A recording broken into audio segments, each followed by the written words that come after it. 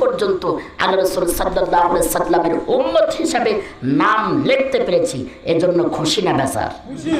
তাহলে আবার একটু শুকরিয়া আদায় করি, সবাই বলি আলহামদুলিল্লাহ। আসলে সময় স্বল্পতা, সব কিছু মেনটেন করতে হয় মান্তিকের ভাষায় বা বালাগাতের ভাষায়। সময়ের গতিতে চলবে, কিন্তু যারা আলোচক, যারা দায়িত্ববান, তারা সেই টাইম মেনটেন করে তারা চলবে। এটাই হচ্ছে একজন আলেমের প্রখ্যাত জ্ঞান। যদি আলেম এটা বুঝতে পারে বা করতে পারে, বুঝতে হবে বালাগাত মান্তিকের জ্ঞান তার মধ্যে আছে। যাই হোক, প্রায় 11টা আপ হয়ে গেছে।